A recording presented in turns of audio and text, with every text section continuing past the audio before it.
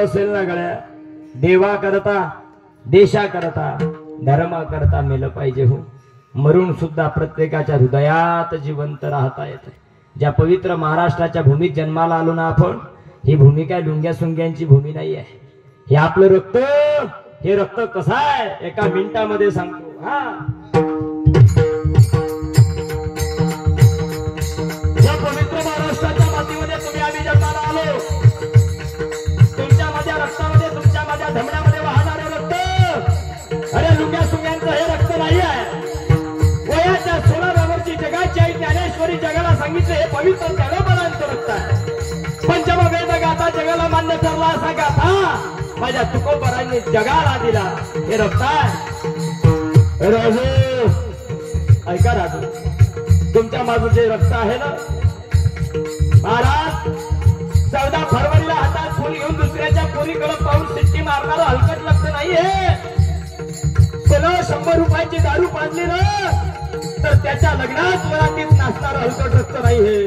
हे रक्त कोण्या पुढाऱ्याच्या प्रचाराकरता बापाला मथारा म्हणते, पुढाऱ्याला साहेब म्हणते.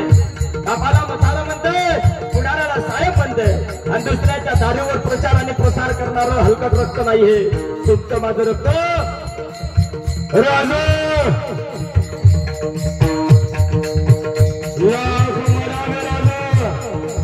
लाखाचा पोशिंदा मात्र जगला पाहिजे. गजापूरच्या खिंडीमध्ये पन्हाळ गडावरून राजाला विशाल गडी राहायचं होतं. जाणं एवढं सोपं नव्हतं. पन्हाळ गडावरती बेत आखल्या गेला. सिद्धीजोहार पन्हाळ्याला वेळा टाकून बसलेला आहे. 45,000चा फौज पाटा. छत्रपती शिवाजी महाराजांना जिंदा या मुर्दा बेत करण्याकरता आलेला सिद्धीजोहार कर्नल का शेर. राजे 6 महिने विचार करतात पन्हाळगड जर सोडला नाही, कारण त्याच वेळेला पुण्यामध्ये लाल किल्ल्यामध्ये मामुजान शाहिस्ते खान सुद्धा आलेला होता. दुहेरी संकट स्वराज्यावरती होतं. पन्हाळगडा सोडणं फार महत्वाचं होता. विशाळगडावरती जाणं फार महत्वाचं होतं, कारण स्वराज्य मुघलांच्या गटीत जाणार होता.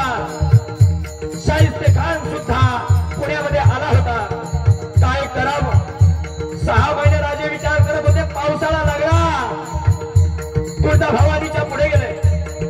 जगदंब जगदंब जगदंब, हे भवानी काहीतरी आशीर्वाद दे. सगळं झाले. महाराजांच्या साथीला त्यांचे मुठभर मावळे गडावरती आहे. राजे म्हणतात आपल्याला गड सोडणे तेवढा महत्वाचा आहे आणि तेवढं विशाल गड गाठणे महत्वाचं आहे. कीर्तनातलं शेवटचं वाक्य घरी घेऊन जा. तुमच्या माझ्या जीवनामध्ये दुःखाच्या प्रसंगाला कामात पडणारा हा गरीबाचा माणूस आहे.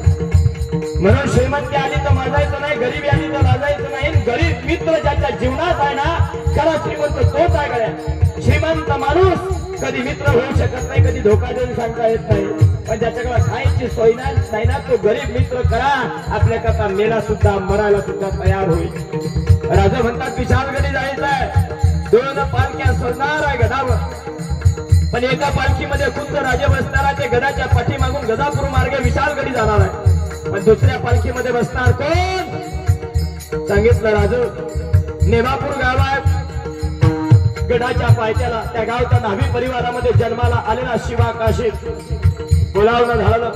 शिवा प्रति शिवाजी म्हणून जायचं आहे. हो की राज की जातो की राज? आज तुझा भवानीचे राजा तुमच्याकरता वाटेल ते करायची तयारी आहे. प्रति शिवाजी म्हणून शिवा काशीद झाला. मला तो इतिहास सांगायचा नाही. सिद्धीजोहरच्या पुढे एक पालखी गेली. एक पालखी पाठीमागून निघणार होती. त्या पालखीची जिम्मेदारी होती बाजीप्रभू देशपांडे, फुलाजी बाबू देशपांडे आणि बांधव रायाजी बांधव. वरून पाऊस धो धो पडतोय. विजांचा लकडगडा, ढगांचा गडगडाट. खांद्यावरती राजांची पालखी आहे.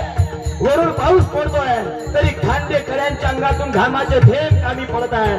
त्याचं कारण असं आहे महाराष्ट्राची जोखीम खांद्यावरती आहे. गडाच्या खाली उतरला गेल्या रात्रीचा प्रसंग आहे. थोडंतर चालल्या गेले. गाव आलं गजापूर, छोटीशी खिंड आहे, पावन खिंड झाली. खाली आले आणि मागून कोणतरी मावळा धावत आला. राजा, सावधान राजा. काय झालं? मागणं गणिम आपल्या पाचला गावावर आहे. राजा, आपण मुंबईराव राजा 400 बांधव फुलाजी प्रभू आणि बाजी प्रभू देशपांडे. राजा, गणिम पाचला गावावर आहे.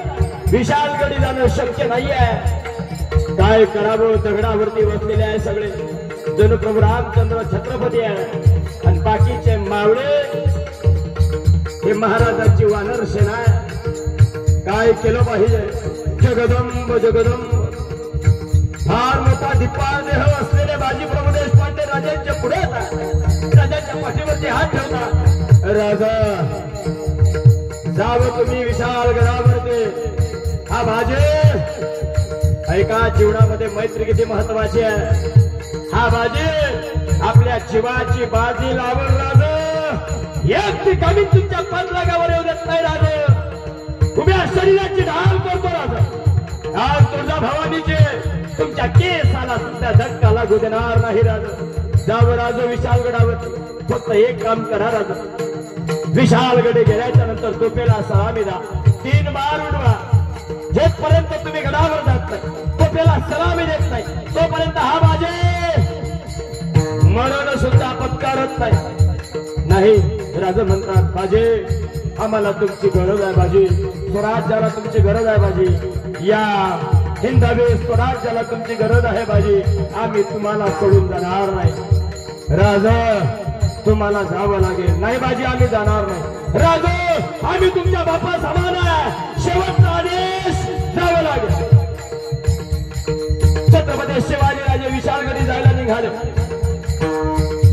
तिथे सुद्धा सर्वांचा वेढा पडला होता. वेढा फोडून विशालगडी गेले. तोपर्यंत इकडे पाठलागावर आलेला गणेश बाजींनी संपूर्ण देहाची ढाल केली. हातामध्ये तलवार कर कर कर कर कर कर कर कर कर कर कर कर कर कर. एक एक एक मावळा छटला गेला, तुटला गेला, बेभान पडतोय. एक गाव भाजीच्या शरीरावरती झाला. बाजी खाली पडलेले बाजी फुलाजी प्रभू देशपांडे नाव होत.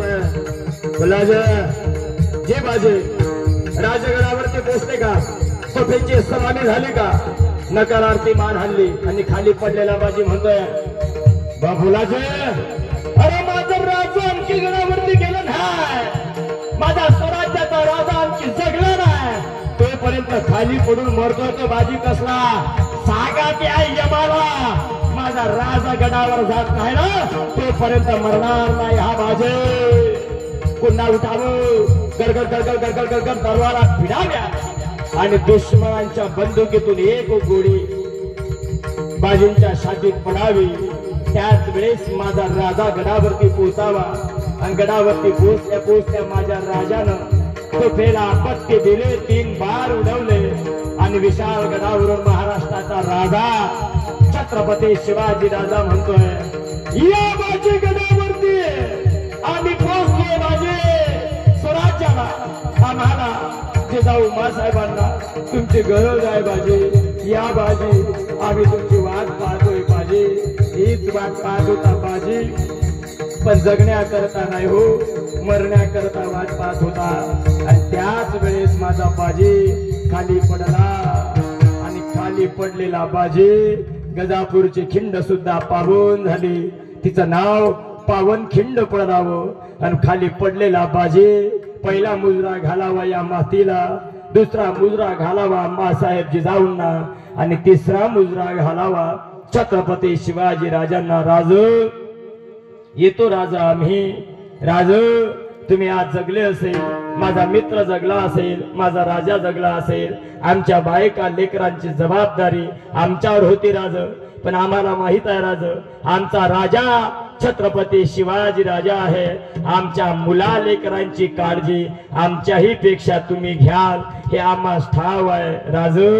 आणि शेवटचा मुजरा घालावा आणि म्हणावं, राज आम्ही येतो राज, तुम्ही कृपा असू द्यावी. आम्ही जातो, तुम्ही कृपा असू द्यावी. आम्ही जातो, तुम्ही कृपा